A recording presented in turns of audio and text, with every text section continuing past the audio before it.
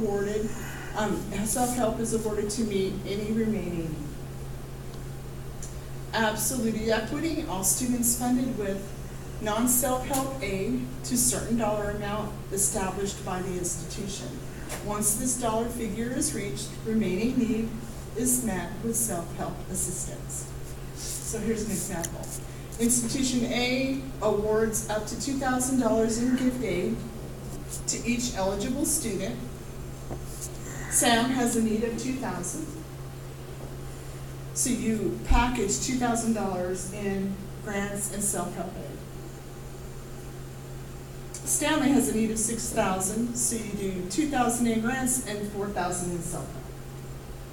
So whatever their need is, between grants and self-help, you're matching. That's their policy. And that is considered absolute equity. Everyone's treated the same based on their needs. And percentage equity. Percentage level is used. All students receive the same amount of non-self-help aid proportionate to their costs. Each eligible student receives grant funds which, when combined with their EFC Pell, will bring his or her awards up to a certain percentage level set by the institution. So, example is Institution A awards up to 40%, needing gift aid to each eligible student. So Tom's need has a need of $2,000. You package $800 in grants and $1,200 in self-help. Greg's need is $6,000, so he's getting $2,400 in grants and $3,600 in self-help. Anybody do the percentage method that you know of? So here's a case study. There's not a lot of math programs. Mandy, you don't have to leave. I'm not going to make you now. Okay. Jim is a half-time undergraduate student. In his financial situation, he has a cost of attendance of $6,875, EFC 298, so he's going to be Pell eligible for sure. His Pell award is going to be $2,650. I don't know what year's chart that came on, but that's what we're using for our scenario. Which year did that come from, Sean? Federal Perkins range will be 200 to 1,000, and SEOG 500 to 1,000. So Jim is also receiving Glee Club scholarship $500. So what is Jim's need? Cost of attendance minus EFC equals need. So that's 6,577. So after we determine his need, what type of aid will we look at next? Pell. And it's always first if they're eligible. And after Pell, his need was 6,577. Subtract the Pell grant, and what's left is 3,927. I'm not going to spend a lot of time with this. Sometimes you need a little time to think about it. After subtracting Pell, what type of aid would you package next? So Glee Club, outside sources next, always after Pell. So then you subtract the 500 Glee Club scholarship. So now his need is 3,427. And now what are we going to award? Perkins of 1,000. And then what? Number 8, you can award $1,000 in SEOG. So they did, that's the order they did there.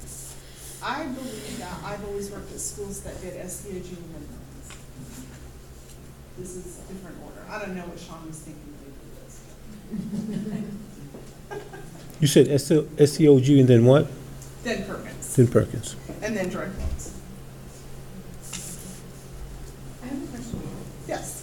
So with the outside scholarships that they might be getting, so some students may be getting them like over the summer of their, regular. They're never now that you know about them, huh? So you then have to go back and add all of them in, and do you adjust it for that semester if the semester's already started, or would you adjust it for the spring? I always adjust, my policy is, I adjust during the term that they received it for. So, our outside scholarship policy says, if a student got $1,000 and it doesn't say it's just for fall, we put 500 in the fall, 500 in the spring. If the donor or the contributor or the person giving, scratching the check says for fall only, then it goes for fall only like the person asked, and then we adjust accordingly based on that. And yes, we would go in and take away the need, and a lot of times we end up taking some subsidized loan away and adding to the unsub. I like it best when I can put in that outside scholarship and then just decrease the parent plus. That's an easy conversation. Easy. Okay? Did that answer your question? Okay. All right, award notifications. They're not required by federal regulations. Oh, I think you still have to tell them. But how you do it doesn't necessarily make a difference. Our policy is all original award letters go to students in paper. Because I want those parents to have the opportunity to see that big envelope that says financial aid award pack on it. Because I tell them to look for that, so they don't get stuck in the book bag and never see it. So the items that we're required to tell the student about is the amount, the terms, and conditions of the award, the manner of timing and the payments, and certain required consumer information. So that's one of the reasons why I've always landed on the first award goes in paper, because I communicate all that information in there. And anything else that I want to be sure they've gotten in writing, that I don't want to take a risk that they could say, well, I never got that. Well, sure, it's online, but if they didn't go online to our website, they can say they never saw it. So I can always refer them to that packet in conversation too, and I do that a lot. Sean thinks that we should include some of this, and some of you from the community colleges are not going to necessarily agree with this, correct? Because when I implemented with the community college system over 14 years ago, that was one of the first things we did, is we did special programming in Collie to remove the cost of attendance and meet. So they didn't show. They didn't show at all. And the institutions have a choice of whether that's included or not in their award letters generated at a college now because of So that. here's my question, so it's like, we were talking about the, when you do the packaging and you put it down, does certain schools do the packaging and the awarding in different categories, like always get Pell first, but do their FSCOG or their scholarships at different times? That's what I thought. And that's a really good question. She's asking about the timing of the awarding, and does it all happen at the same time or does it not? Here's a really good example at William Peace University. Our institution does our academic merit scholarship first round of awarding at the point of application. Student is accepted, and in that acceptance letter, it says to the student, congratulations, you've been accepted to William Peace University, and here are your academic merit scholarships for the 4 years, and this is what you can get every year. And oh, by the way, you need to keep a 3-point whatever GPA, whatever those requirements are. In that letter, we also say to them, you have a 2-week window to click on this, or go to this website, or go to this link, and complete your scholarship application to have higher or more consideration for scholarship. A second round, right? Then, when we have the students completed FAFSA and we can do their state and federal awarding, we also have some big funds that we can consider. Round 3, they all don't happen at the same time. So that's an example. So when you're doing the award letter and you're doing that first scholarship, that automatically comes off your cost of their meeting already? Yes. Yes. So they get less Pell. No, they always get the same Pell, but they would get less need-based depending on how much that is. Because we do have some need-based scholarships that we give them. And we're also affected by their cost of attendance. Are they living on campus? Are they a commuter, or are they living off campus? That makes a really big difference. And when our students go from on campus to off campus, because after their sophomore years whenever off campus, that makes a very big difference in that need-based amount because it's affected by the cost of attendance. That answers your question? Yes. So, these are the things that should be included. These are recommendations, not requirements. Cost of attendance, how need was determined, which one should be cost of attendance minus need, minus DST, minus need, if you want to actually show that. Types and amount of aid awarded, conditions and responsibilities of the award, how and when aid will be dispersed, wage rate and number of hours per week for work study if applicable, and funds contingent upon funding from federal and state agencies. So there's a lot of information that goes in that, including everything.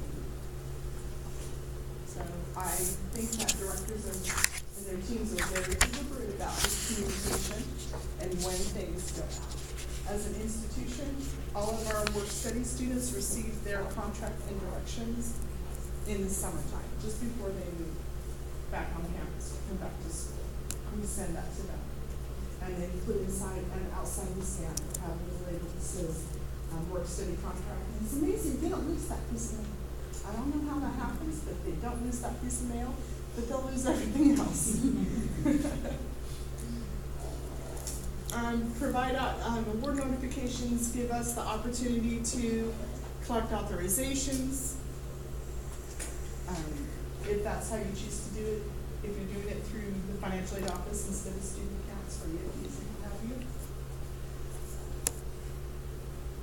you. Gives a student an opportunity to accept and reject aid, depending on how you do it. Some schools do it that way. Gives us an opportunity to remind students to notify financial aid offices of all of their assistance received from outside resources. So here's our first, or one of our first chances to say, hey, and by the way, if you know you're getting any scholarships or any monies from outside resources, have a really good time to tell us and tell them how to, what are your opportunities to ask for that. Notify students of ineligibility as well as eligibility for aid. So sometimes we send a revised award letter and SCOG is less, or they got one year I had a student who got a Walmart scholarship, and I'm not kidding, it's $5,000. And that blew out her SCOG and some of her sub-loans to unsub. And of course, that award letter revised went to the family. They were very surprised at what happened to their awards, but that's what they're talking about. You're telling them ups and downs and changes. It's our opportunity to request additional information required before aid can be finalized.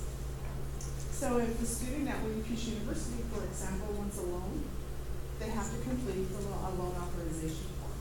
So we give them directions to get to our loan authorization form and return that to us, so we know that they want us to process and originate and get that going for them. We also tell them in that information, oh, and by the way, you need to do your master promissory note if they're a new student and their entrance counselor. So we do that. We do loan authorization forms as our way to have another opportunity to counsel students about loans. And that's why we do so much of that. So you do not have to do it that way. It's just how we've chosen to do it. Any questions? Treatment of outside scholarships and other aid. So total award packages should not exceed the student's need. COA means cost of attendance. EFC is the expected family contribution. EFA is estimated financial aid. Aid received after an initial award must be considered if the amount exceeds the cost of the attendance, and it must be reduced. The only thing that you can adjust is Pell, because it's an entitlement. EFA excludes Perkins and Work Study Awards, offered but not accepted. And so if they've been offered but they haven't been accepted, you exclude that.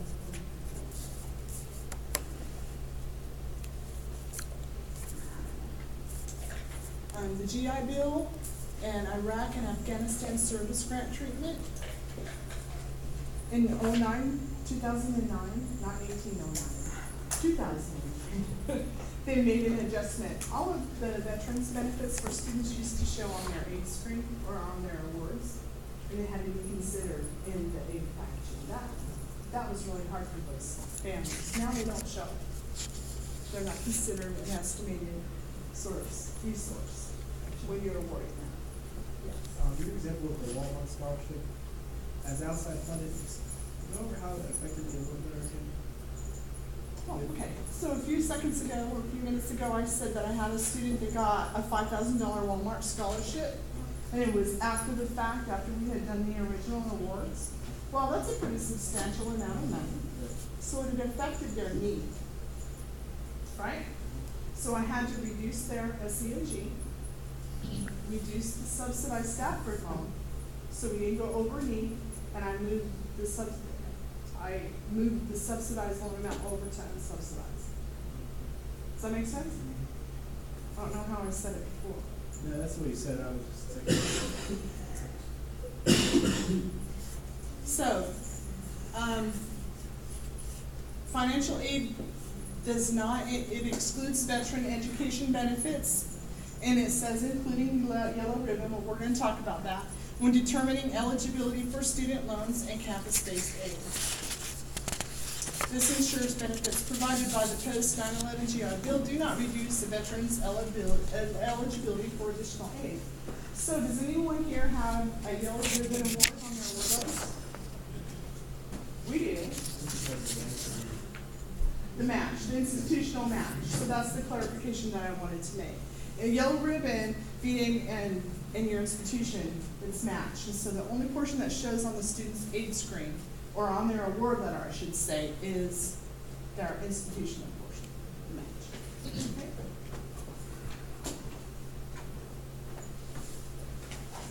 And as of 8/21/09, Iraq Afghanistan service grant is excluded in the same manner as VA benefits. AmeriCorps awards or benefits are generally EFA for purposes of Title IV. AmeriCorps awards or benefits are not to be included as EFA when determining eligibility for subsidized, but are included for unsubsidized loans. Anybody dealt with this yet? I have not. Honestly, nobody, not even one student. So I don't have even a good example to give you on this one.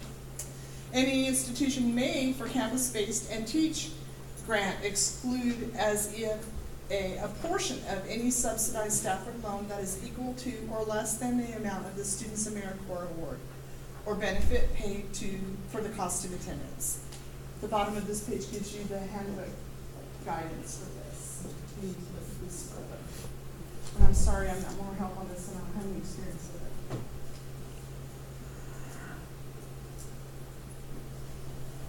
Estimated financial assistance includes any educational benefits paid because of enrollment in post-secondary education, education plans, federal state grades, scholarships, employee reimbursement of employees' tuition, and waivers of tuition and fee.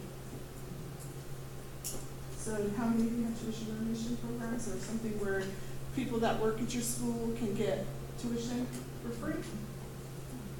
So this still, at our institution, is called tuition remission. H is considered a benefit. They go to HR, there's a form they fill out, the form ends up coming to financial aid. And they're still charged their tuition, but we give them a tuition remission award for the dollar of their tuition. That's how it works. And that's how most private schools use it. I don't know how the state schools do. Do you guys have something like that? Part of the student? We have a waiver. You have a waiver? And does it show It as? shows on their account, they have the charges, and then it'll show that there's a tuition waiver for X amount of hours. So nothing comes over to financial aid at all? It's all handled in the business office? That I don't know because I'm not in financial aid. I've just seen it on accounts in where I've had to deal with it.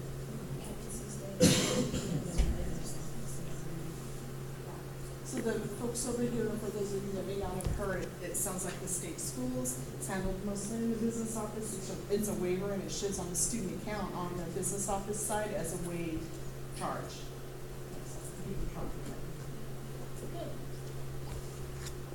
529